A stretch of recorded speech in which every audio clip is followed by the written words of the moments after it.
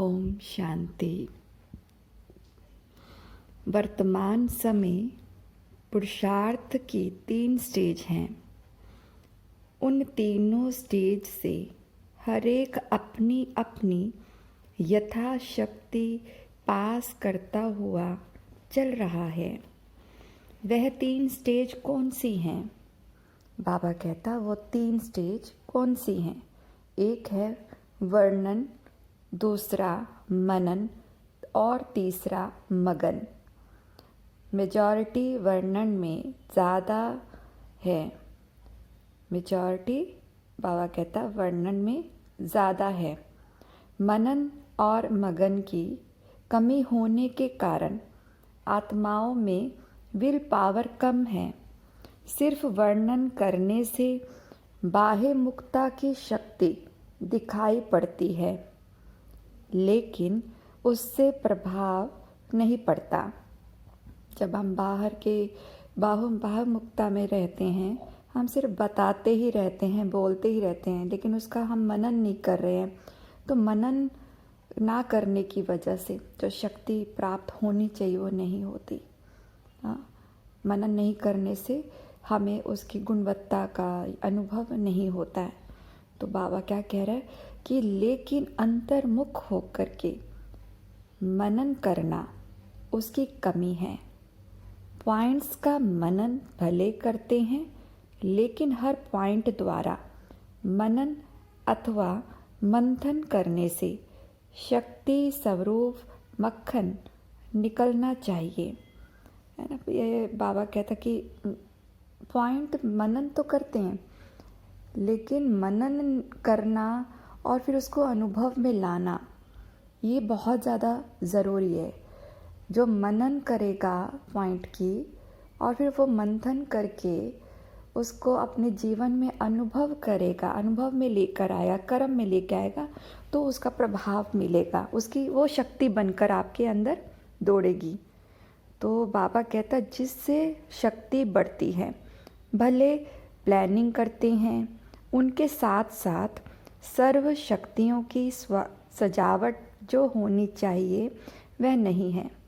जैसे कोई चीज़ कितनी भी अमूल्य हो, लेकिन उनको अगर उस रूप से सजाकर ना रखा जाए तो उस चीज़ के मूल्य का मालूम नहीं पड़ सकता।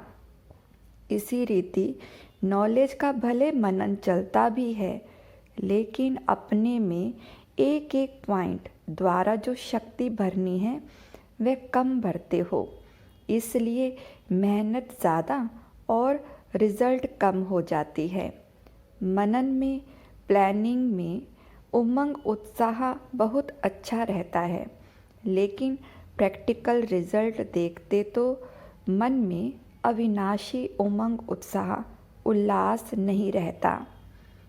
एक रस जो फोर्स की स्टेज रहनी चाहिए वह नहीं रहती। क्यों नहीं रहती? बाबा कहता क्यों नहीं रहती यहाँ पर? अगर आपके पास ज्ञान है, आपने उस पॉइंट को मनन कर लिया है, तो उसका उमंग उत्साह भी होना चाहिए। क्यों? क्योंकि हम लोग उसको अपने जीवन में उतार नहीं पाते। उतारते नहीं तो उसका स्वाद भी नहीं आता। जो चाखेगा उसी को स्वाद पता चलेगा ना। तो उसको शक्ति को उतारना, उसके अनुभवी बनना, ये बहुत ज़रूरी बात है। तभी वो शक्ति बनकर हमारे रगों में दौड़ेगी और वो ही हमारे उमंग उत्साह का कारण भी बनेगी। तो हमें क्या करना है? तो हर बाबा की एक मुरली की पॉइंट जो आपको लगता है बहुत अच्छी है, उसको लेना है, उसको समझने की कोशिश करनी है और प्रश्न भी करना है, बाबा इसकी पॉइंट को समझाइए। तो मंथन करें। जब आप मंथन करेंगे तो बाबा आपको अच्छी अच्छी उसकी पॉइंट का मतलब भी समझाएंगे, और वो जब अनुभव होगा वो बहुत उमंग में लेकर आएगा। तो बाबा कहता है यहाँ पर एक एक पॉइंट को मनन करने द्वारा अपनी आत्मा में शक्ति कैसे भरी जाती है, इस अनुभव में बहुत अनजान है। इसलिए यह अंतर्मुक्ता अति बाबा कहता अति इंद्रिय सुख की प्राप्ति का अनुभव नहीं करते हैं। जब तक अतीन्द्रिय सुख की सर्व शक्तियों की भासना नहीं, तब तक अल्पकाल की कोई भी वस्तु अपने तरफ ज़रूर आकर्षित करेगी। आकर्षण रहेगा उस वस्तु के प्रति। तो बाबा कहता तो वर्तमान समय मनन शक्ति से आत्मा में सर्व शक्तियाँ भरने की आवश्यकता है। तब मगन अवस्था रहेगी और विघ्न टल सकते हैं। विघ्नों की लहर तब आती जब रूहानियत की तरफ फोर्स कम हो जाता है। वंडरफुल लाइन है। विघ्न कब आते हैं? विघ्नों की लहर बाबा कहता तब आती है जब रूहानियत की तरफ फोर्स कम हो जाता है।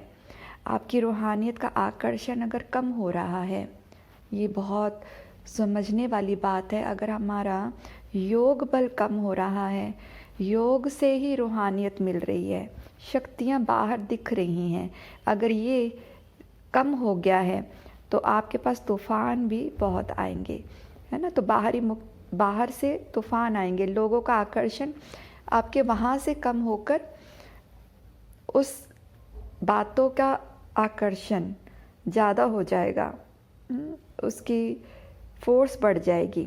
तो बाबा कहता तो वर्तमान समय शिवरात्रि की सर्विस के पहले स्वयं में शक्ति भरने का फोर्स चाहिए। क्या कह रहा है बाबा? अब शिवरात्रि आ रही है, अगर आपने समाज को कुछ देना है, दूसरों को कुछ समझाना है, तो आपने अपनी चलन से समझाना है, रूहानियत से समझाना है। तो उसके लिए क्या लगने वाला है? योग की शक्ति। तो बाबा कहते हैं योग बल से अपने आप को पहले क्या करना है? भरपूर करना है। तो फिर बाबा कहता भले योग के प्रोग्राम्स रखते हैं, लेकिन योग द्वारा शक्तियों का अनुभव करना और कराना, अब ऐसे क्या करने कॉलेज की आवश्यकता है, ऐसे कॉलेज की आवश्यकता है। प्रैक्टिकल अपने भले के आधार से औरों को भले देना है ना। अपने भले के आधार से औरों के भले देना है। भले इन द सेंस कि अपना भला, अपने जो आपने अनुभव किया उसके आधार पर दूसरों के भले के लिए उसको देना है। सिर्फ बाहर के सर्विस के प्लान नहीं सोचने हैं, लेकिन पूरी ही नज़र चाहिए सभी तरफ। जो निमित्त बने हुए हैं उन्हों को ये ख्यालात चलना चाहिए कि हमारी इस तरफ की फुलवारी किस बात में कमज़ोर है। अब हमारे इर्द गिर्द जो हमारे ग्रुप है, हमारे सेंटर के भाई बहन हैं या और भी आत्माएं, कि उनकी क्या ज़रूरत है, उन्हें कैसे ऊपर उठाना है, उनमें क्या कमी कमज़ोरी है, उनको किस दिशा की ओर बढ़ना है। तो इन बातों का जो बड़े निमित्त हैं उनको पूरा ध्यान रखना है। तो बाबा कहते किसी भी रीति अपनी फुलवारी को क्या कमज़ोरी पर कड़ी दृष्टि रखनी चाहिए। जो फुलवारी है, जो बाबा के फूल हैं, उनकी जो कमी कमज़ोरी है उस पर कड़ी दृष्टि रखनी चाहिए। समय देकर भी कमज़ोरियों को ख़त्म करना है। शक्तियों के प्रभाव की कमी होने के कारण चलते फिरते सभी बातों में ढीलापन आ जाता है। इसलिए विनाश की तैयारियां भी फोर्स में होते भी क्या है, फिर ढीले हो जाते हैं। जब स्थापना में फोर्स नहीं हो तो विनाश में फोर्स कैसे भर सकता है ना। जब स्थापना का कार्य ही फोर्सफुली नहीं है तो विनाश का कार्य भी कैसे फोर्सफुल हो जाएगा। तो बाबा कहता जैसे शुरू में तुमको शक्तिपन का कितना नशा था, अपने ऊपर कड़ी नज़र थी, यह विघन क्या है, माया क्या है, कितना कड़ा नशा था। अभी अपने ऊपर कड़ी नज़र नहीं है, अपने कर्मों की गति पर अटेंशन चाहिए। ड्रामा अनुसार अब बाबा कहता ड्रामा अनुसार नंबर वार तो बनना ही है। क्यों? कोई कोई ना कोई कारण से नंबर नीचे होना ही है, लेकिन फिर भी फोर्स भरने का कर्तव्य करना है। जैसे साकार रूप को देखा, कोई भी ऐसी लहर का समय जब आता था तो दिन रात सकाश देने की विशेष सर्विस, विशेष प्लान्स चलते थे। निर्बल आत्माओं को भले भरने का विशेष अटेंशन रहता था, जिससे अनेक आत्माओं को अनुभव भी होता था। रात रात को भी समय निकाल आत्माओं को सकाश भरने की सेवा सर्विस चलती थी। भरना है तो अभी विशेष आकाश देने की सर्विस करनी है। लाइट हाउस माइट हाउस बनकर यह सर्विस खास करनी है। चारों ओर लाइट माइट का प्रभाव फैला होना चाहिए। बाबा कहता है चारों ओर की क्या करना है? लाइट माइट का प्रभाव फैलाया जाए। तो बाबा कह रहा अभी यह आवश्यकता है। तो क्या है? इस समय हमें लाइट हाउस माइट हाउस बनकर सर्विस करनी है और चारों तरफ लाइट और माइट को फैलाना है। ये बाबा कहता जैसे कोई साहूकार होता है तो अपने नज़दीक संबंधियों को मदद देकर ऊंचा उठा लेता है ना। जैसे स्थूल में भी कोई वीक है परिवार में, धन से है ना, शक्तियों से, तो उनको सहयोग देकर उनको ऊंचा उठा देते हैं।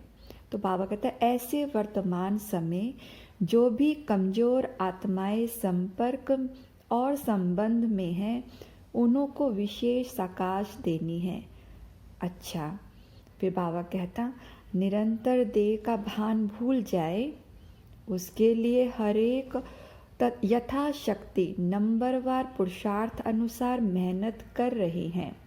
पढ़ाई का लक्ष्य ही है देह अभिमान से न्यारे, और बाबा कहता है देह अभिमान से न्यारे हो देही अभिमानी बनना। देह अभिमान से छूटने के लिए मुख्य युक्ति यह है सदा अपने स्वमान में रहो तो देह अभिमान मिटता जाएगा। अपने क्या बाबा कह रहे हैं? स्वमान में रहना। स्वमान माना देवभान छूट जाएगा। बहुत गहरी बात है। स्वमान है मैं मास्टर सर्वशक्तिवान हूँ। जब मैं हूँ ही सर्वशक्तिवान, बाप समान, तो फिर हम बाहर से शक्तियाँ मांगेंगे नहीं कि तुम मुझे सहयोग दो, तुम मुझे प्यार दो, तुम मुझे खुशी दो। मैं हूँ ही सर्वशक्तियों से संपन्न, मेरे भीतर ही है।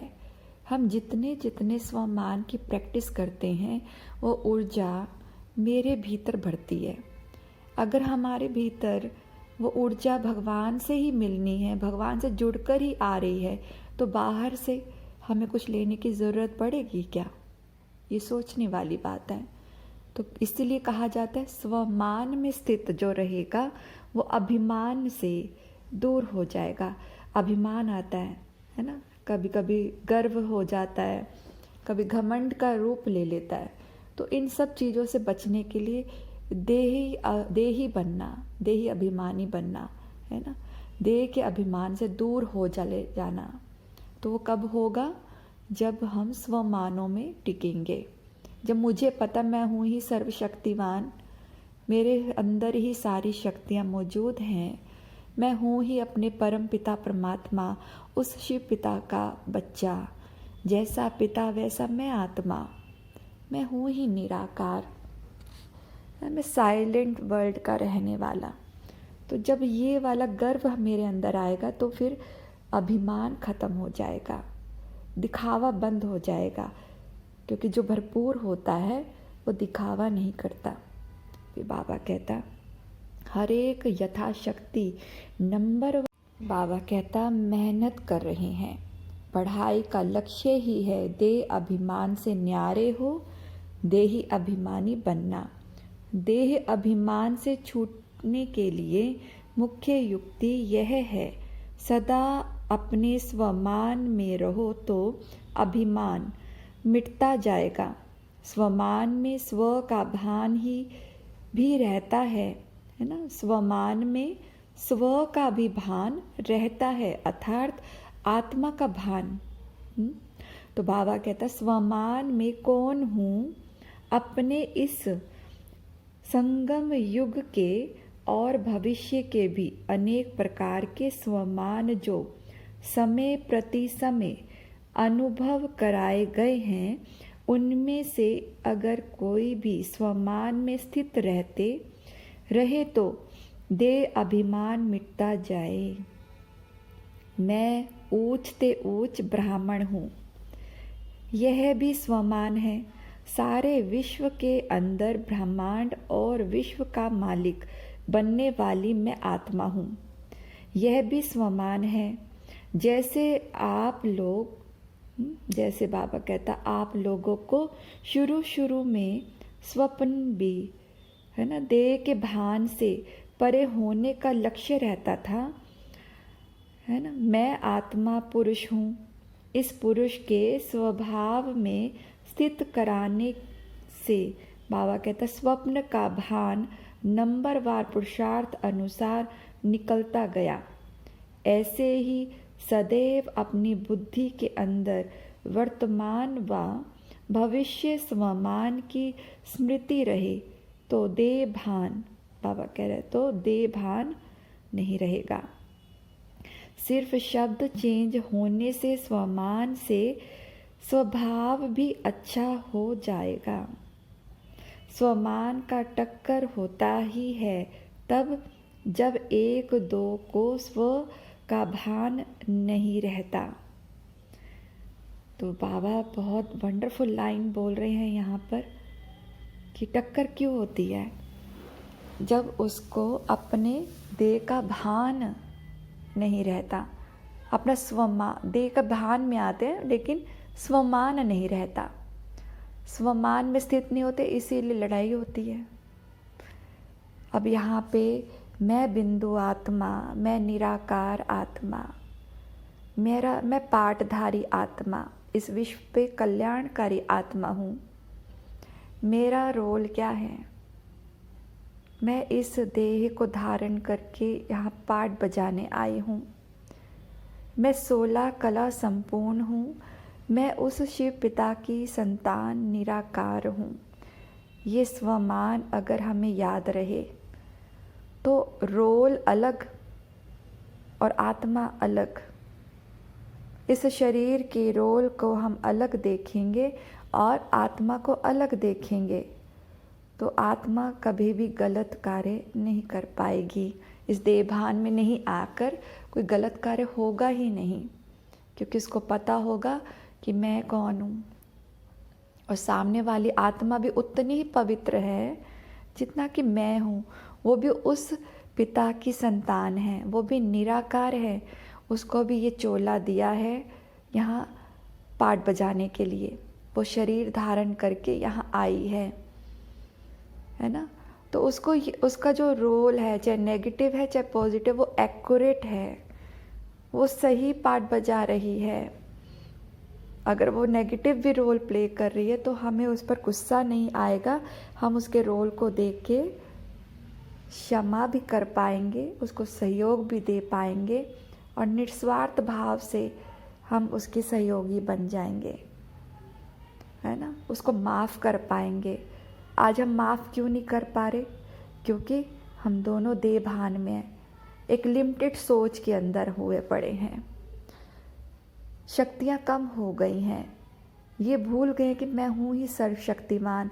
मेरे अंदर क्षमा करने की शक्ति है, मुझे समझने की शक्ति है, वो शक्तियाँ भूल चुके हैं।